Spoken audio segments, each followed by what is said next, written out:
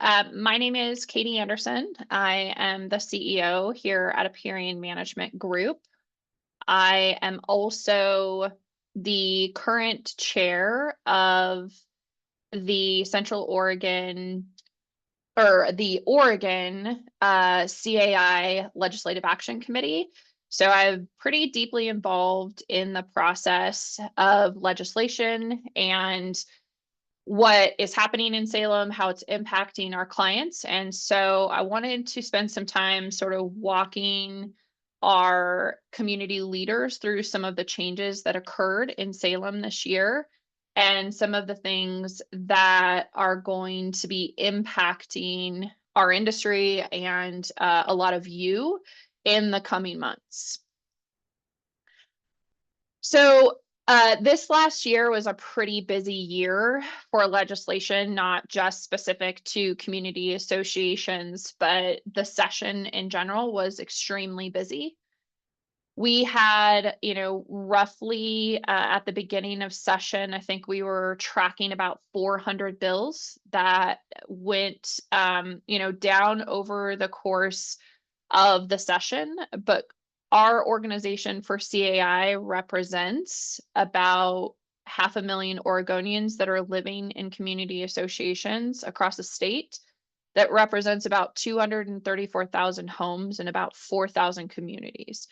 And so our committee, that is a committee of 9 right now, works in conjunction with various business partners and industry leaders across the state to monitor the bills that are submitted through the session.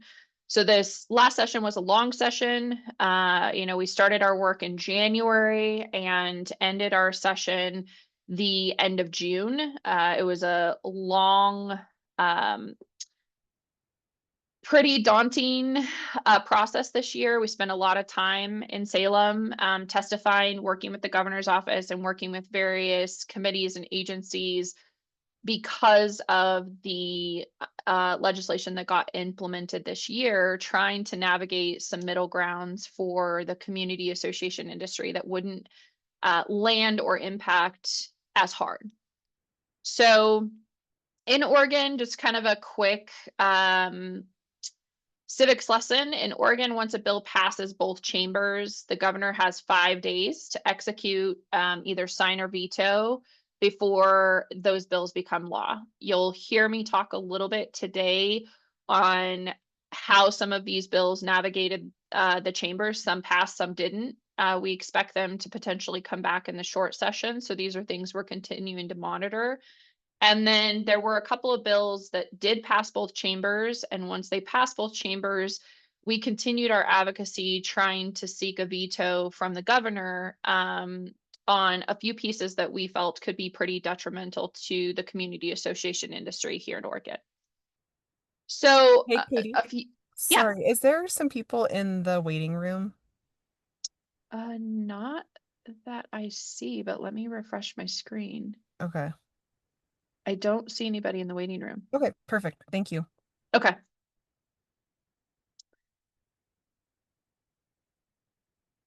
Oh, we did just have somebody pop up. There we go. So the bills that are on your screen are a few of the more impactful or some that we want to highlight because they are going to bring about change to how boards and communities may be navigating these situations now. Some of them are, resources. Some of them are things that we are continuing to advocate for. Some are changes to policy that are really important. So we're going to kind of walk you through these. As I said at the beginning of session, we were tracking nearly 400 bills. So we have a pretty comprehensive list that is on our advocacy page with CAI. If you go to CAI's national website and you go to Oregon's advocacy page, you can see the full list of all the bills that we tracked. But these are the ones that really are having the biggest impact to what we're doing on a daily basis. So let's dive in first to HB 3746. This is probably the bill that collectively we spent the most time on. Uh, I can explain a little bit first and foremost how the regulations existed prior to the changes. So we call it a statute of ultimate repose was 10 years, meaning if a community that was either a brand new community or a community that performed major maintenance, so you replaced your siding, roofs, windows, doors, most of this centered around condominiums, you had 10 years from the substantial completion of that community or of that work to bring about any potential claims that might have resulted because of defective work or um, challenges with the construction of that. So right now, or previously, that was how the regulations existed in Oregon. There were several groups that advocated that this current policy prevented middle housing is what they refer to it as, but as a condominium product of properly being developed. And so the legislation initially was submitted at the beginning of session to lower that statute of limitations to 6 years. We worked very actively with the legislators that were proponents of this bill, as well as the home building community and other advocates with that were pushing for this change. And we did have some successful changes. So ultimately, CAI opposed this legislation. We felt that there was pretty substantial evidence that other states that had made this change had not seen the reduction in insurance costs. They had not seen an increase in affordable housing as was being proposed. So the benefits didn't really outweigh the harm that it potentially did to the consumer and ultimately the communities. And so we did continue to oppose 3746, really for both new construction, but also redevelopment work that we felt really kind of put communities at risk. We testified a lot in Salem on this one, worked with the governor's office, and we did get some wins within this. But ultimately, our key concerns were that it really prevented homeowners from pursuing or recovering potential defects.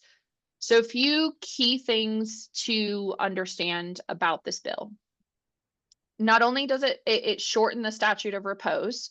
So the statute of repose now on anything that gets recorded and platted as of January, or any work that is contracted and done as of January 2026, falls under the shortened time limit. The shortened time limit now provides 7 years. So the language is 7+1. Essentially, you have to have discovery of the defect within that 7th year. And then there's some notification requirements in order to preserve the community's right. So the important thing to understand here as well is that there are inspection requirements that are now written into this bill. So there's an inspection that has to be done essentially by the developer. So for new condominium projects, this is going to happen prior to turnover. Then at 2 years and 6 years. And so really the inspection requirements at 2 years and 6 years are going to be the important ones for any condominium boards to be aware of. And this applies in sort of, both camps, reconstruction and new construction. So if you are having, major renovation work completed, kind of keep that 2-year mark in your mind, that you will want to take a look at that work and make sure that it's performing in a way that was the expectation. There are some things about this bill that we did like. It wasn't all bad. I will say, our major concern is obviously the time period in the statute. of limitations, especially in any of our Central Oregon communities. I think you don't have as much moisture as our valley communities. And so it could take a little bit of time for that water intrusion and those moisture problems to present.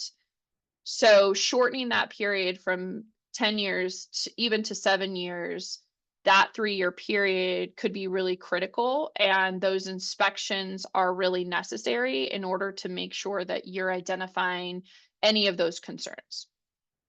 The bill does add a right to repair provision in it, meaning it's a little bit easier to navigate getting those repairs completed with the builder or the contractor without having to pursue litigation. We were strong advocates that we liked that portion of the bill. We were strong advocates that we believed it could be beefed up a little bit, and we're hoping for future legislation to increase that section of the current statute to allow for communities to seek those repairs without necessarily having high lawyer bills or the cost of litigation. So there were some good things. Mandated ADR, this could potentially delay fixes, but it does potentially start that process sort of a little bit earlier than what had previously been in place. The other piece of this, ultimately, we were able to get some middle ground. There were a couple of amendments that we were able to get submitted into the House before it moved over to the Senate. It did pass both chambers, and the governor did not sign it, but it took effect because she didn't veto it, essentially. If you are potentially maybe not something that's going to be occurring every day, but for communities that are potentially going into a construction defect scenario, this bill also contains very specific language regarding notifications that have to be sent to your community if you are entering into litigation.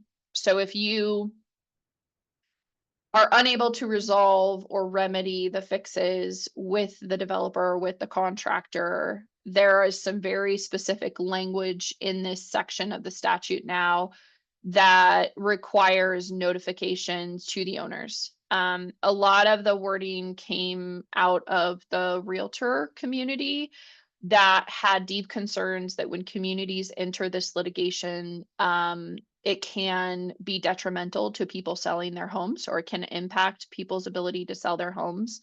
So the language in the statute now reflects that the board has an obligation to send notice to the owners that they are entering into litigation that could potentially impact their ability to sell their homes.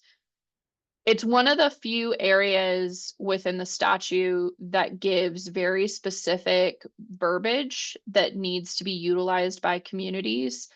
That was something that we advocated against. We believe that each community is unique and that the board should have the right to determine how best to communicate to the owners.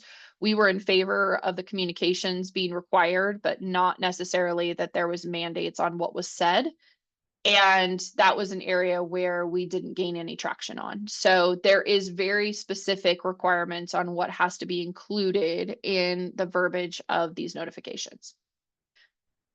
So again, this impacts new construction and any remodel work that is being done, and it impacts Chapter 100. So if you are a single family home, or you are a community that is subject to Chapter 94, the provisions within that chapter were not altered by this bill. So House Bill 3144, this was an interesting one. I think that, as happens within our legislative and political system in Oregon, I think there are legislators that have particularly points of interest. This was one of those bills.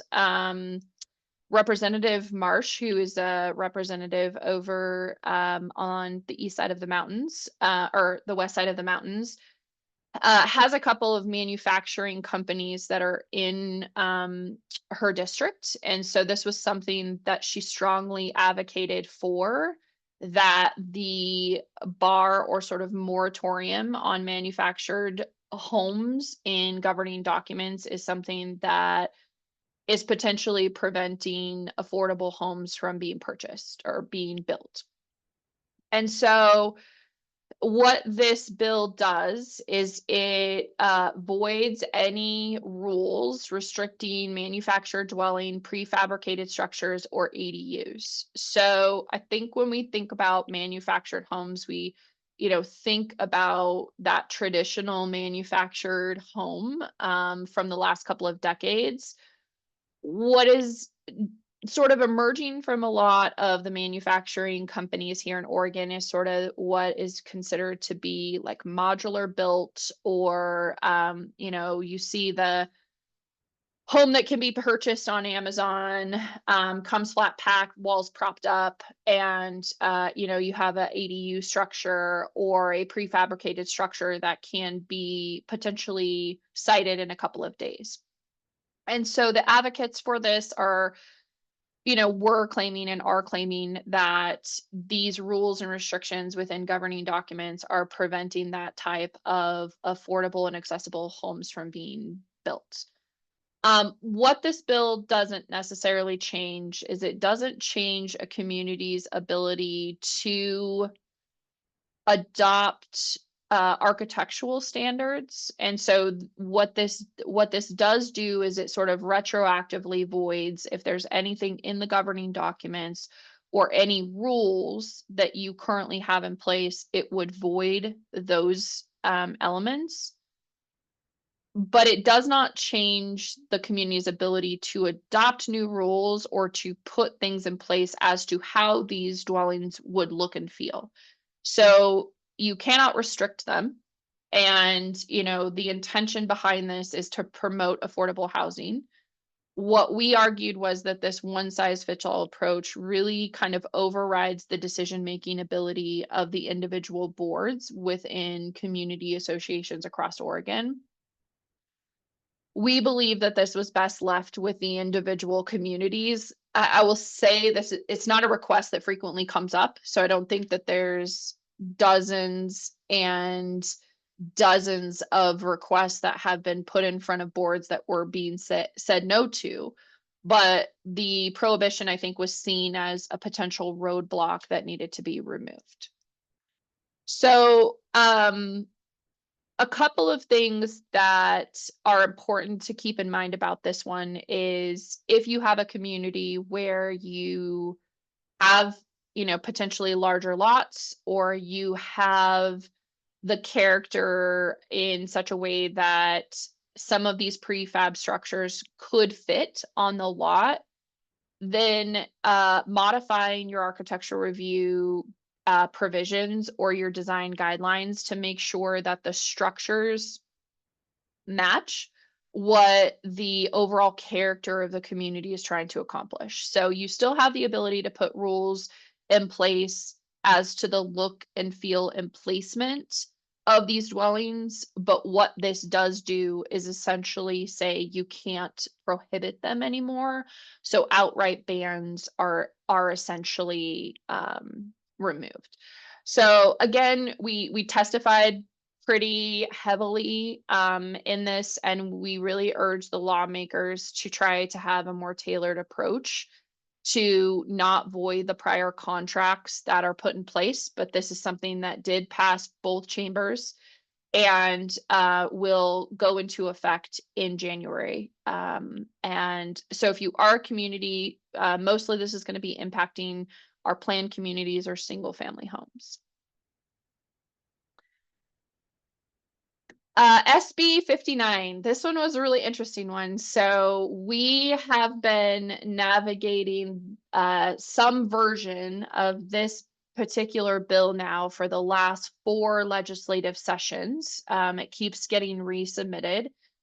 And this has kind of been coined the chicken bill, but the language of the bill really went well beyond just chickens. So what SB 59 aimed to do was to void rules and restrictions on gardening, hen keeping, and beekeeping. And on its face, that seems reasonable. I think we love bees. We want to promote, healthy ecosystem. And what ultimately the concern was about this was it was essentially a blanket repeal that not only allowed both single family dwellings to have this, but also condominiums.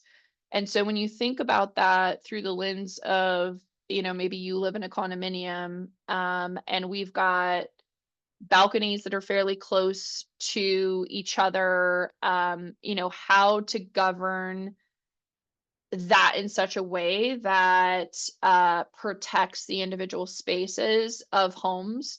This also put the ability, that if an owner didn't have the space to do this within their own condominium or on their own property, then they had the right to potentially place these in common areas. And so this, bill kind of went in a further reaching way that we felt, again, sort of applied this one size fits all approach, but ignored the diversity within individual communities and really took away the board's ability to put reasonable rules and restrictions in place to prevent nuisance or even, safety concerns. We had some folks that testified regarding allergies to bees and how would communities be able to navigate that and taking on that liability. Really created some conflicts there in a way that we felt with what community associations are already dealing with and the complications that all of our boards are navigating on a daily basis. This wasn't something that we saw a huge request or desire for, and really potentially kind of increased liability and insurance costs for the community. There were a couple insurance professionals that came forward and testified that this would be a real challenge for communities, especially condominiums with property insurance. So this one, we were fortunate through our advocacy and some help from some of our folks in the Senate, and our local delegation, that our concerns were heard, and it remained in committee at adjournment. So it did not pass at this time, but we mention it sort of as a heads up that we kind of navigate this version or a version of this bill in every legislative session. So we have legislative days coming up here soon for the short session. So we'll hear whether or not we'll be navigating hens and gardening and beekeeping again with this upcoming short session. House Bill 3545, this was kind of an interesting one. I think, back in 2010, 2011, in that time period, we definitely saw a lot more volume of foreclosures and deed issues than we see now. It's not a high volume that we see communities facing. But 3545 was submitted by Clatsop County. It was really a bill that was being advocated by the county. There's some unfortunate situation for any of you who've sort of followed the news. There's a community association over there called Fishhawk Lake that has been dealing with some environmental issues relating to their lake over the last couple of years. It's resulted in some litigation and some pretty hefty fines from the federal government. And subsequently, owners are kind of walking away from their properties. And so this county has come to have ownership of several properties. And so they submitted this bill, not specific to that county, but sort of seeking to have an exemption for properties that were deeded to the county in both HOAs and condominiums. So affects both Chapter 94 and Chapter 100. The bill originally was submitted with a complete exemption on the assessments during the ownership period for the county. We felt that didn't necessarily incentivize the county to get these properties up on the market and out of their name in an expeditious fashion. We were able to negotiate with the county that this uh a change to the amend, so it was amended to say up to 6 months, and then to specify that those assessments are sort of not written off during that time period, but will be collected at the point of sale. And so if the county then owns beyond that 6 months, the assessments are paid, then are obligated to be paid by the county. But that initial first 6 months is sort of uh, billed to the account, but collected at the point that the property transfers. The bill ultimately, through that advocacy and a bit of the chaos that happened at the end of session, we got a successful amendment on the bill, but it remained in committee upon adjournment. We do expect that this is one that's going to come back in the short session, or even revisited, a year from now during the long session. But we do expect, given what this particular county is navigating, for them to submit this again. We are aware there's been quite a bit of conversation amongst the League of Oregon Cities and Counties that many of the counties and cities are kind of behind this bill. So we've been able to navigate and successfully urge an amendment, which we thought really protect associations to the extent that we can. So we expect this to come back, probably hear about it in the 26th session.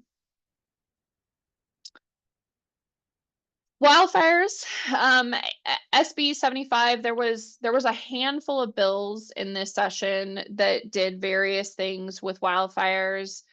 This was one that, I think we monitored, and, we've been following pretty closely regarding the wildfire hazard requirements. This one is removing the wildfire hazard requirements as it relates to the development of ADUs and sort of rural residential lands and replacement dwellings. So what this essentially does is, allows, again, for communities to, it kind of takes away that ability for individual communities to decide what is best in their community. And so I think from the community association perspective, we will always try to preserve or advocate for preservation of individual boards having the right to determine what is best for your community. And so that's kind of the line of advocacy that we tend to take. We don't love when policy has these sort of blanket one size fits all. We are really hoping for the short session when it comes to wildfire to see an increase of potential funding bills that continue to support wildfire preparedness, through the Firewise fundings. Also, further clarification around hazard requirements. I know many of our communities continue to navigate very challenging scenarios with their property coverage, and what can be done at a legislative session or at a legislative level in order to provide some relief to the communities.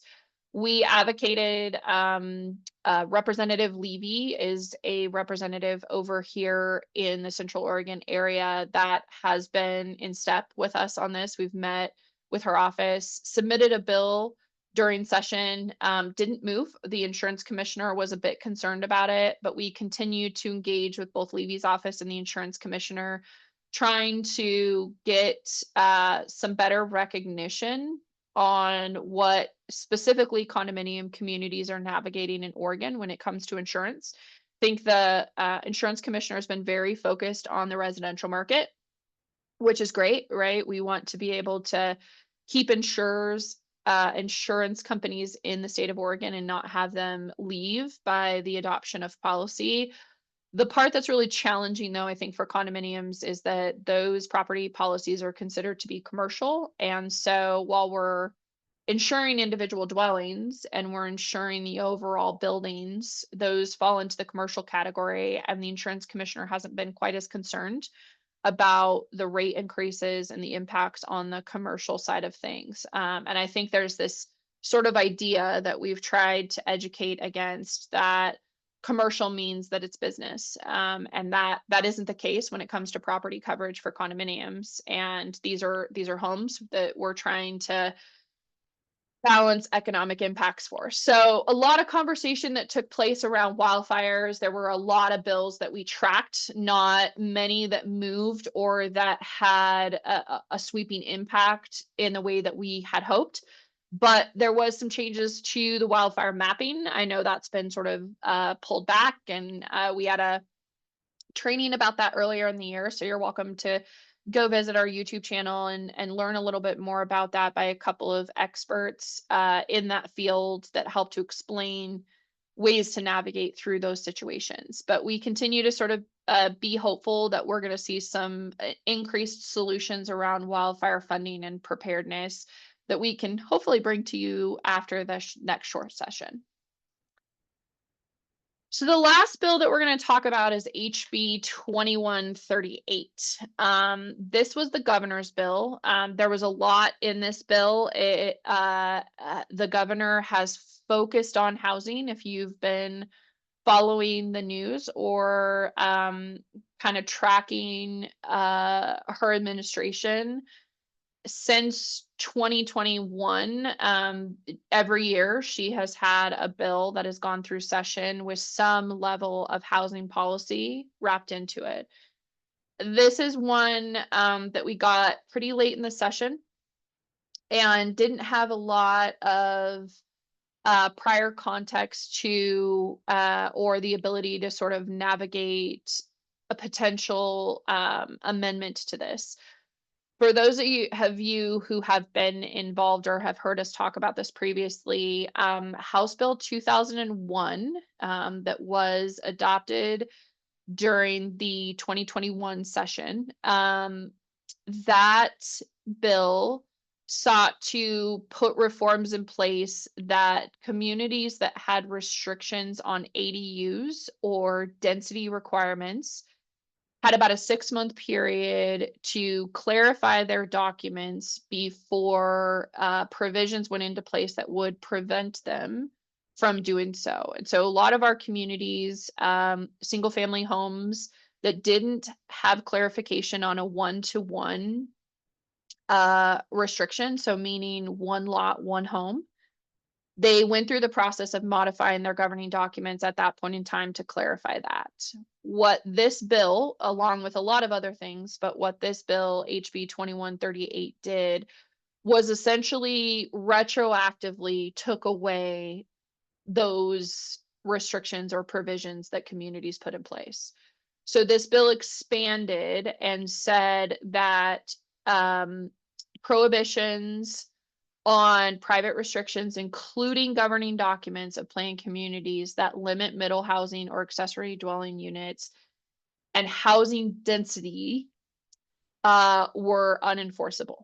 And so similar to what we talked about around the manufactured housing in 3144, what communities are going to need to understand with the enactment of these changes is no longer can you restrict them. You cannot prevent them, and you cannot adopt rules that outright prohibit. What you can do is adopt design guidelines that ensures, again, like the manufactured dwellings, that any of the things that are proposed follow the character of a community.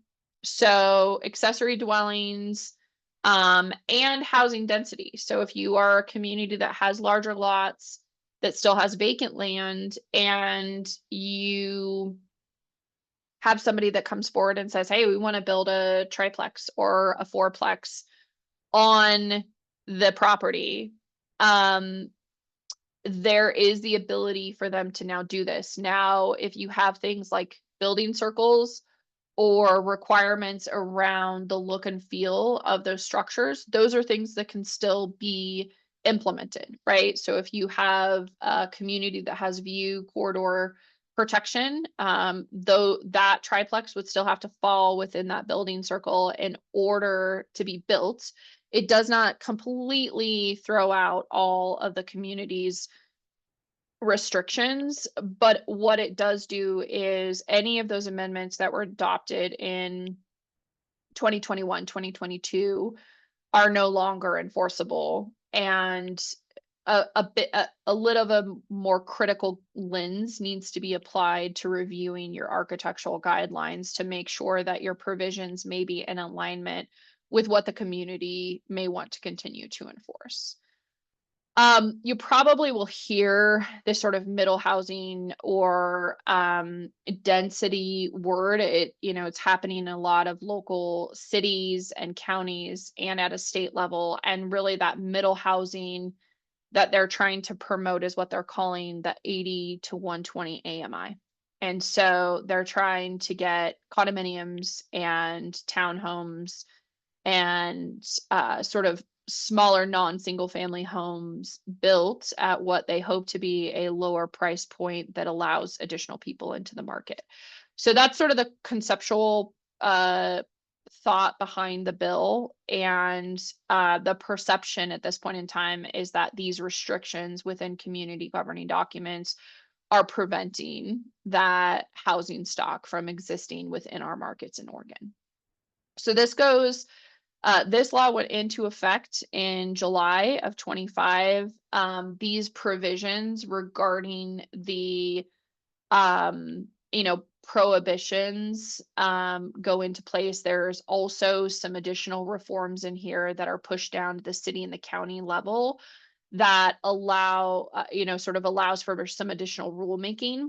The one thing that was successfully put into this bill, though, is that if you have somebody that subdivides a lot or creates additional housing units beyond the 1-to-1 on a property, there's language in this bill that allows communities to how to treat those as additional homes and assess for those additional dwellings. Before, we didn't have that guidance within the statute. This now expands that and provides that guidance. So if you had a 1-to-1 and that lot now becomes 3 dwellings, there's language within this bill that allows for you to then build those 3 dwellings for the assessments and the additional impact. And that was something that was kind of a critical add, that if you're going to have more than one dwelling, driving on roads or using community assets, then there needs to be sort of an offset or a way for the community to recover that additional impact. So some good and some bad, and definitely some adjustments that individuals should be aware as we kind of move into next year on some of the rules and policies that will need to be adjusted in your community in order to make sure that you're complying with some of these changes. So that is kind of a recap of the major pieces of legislation. I don't see any questions in the chat, but I'm happy for anybody if you want to unmute and ask any clarifying questions or any concerns or other pieces that I didn't cover.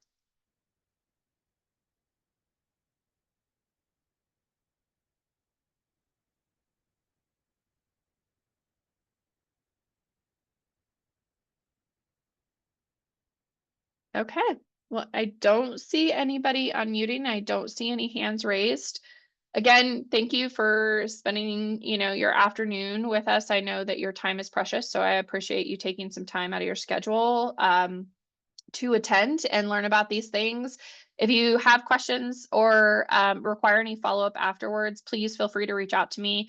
Our Jessica will be sending out the PowerPoint along with the link to the recording, and we really appreciate it. Thank you guys so much.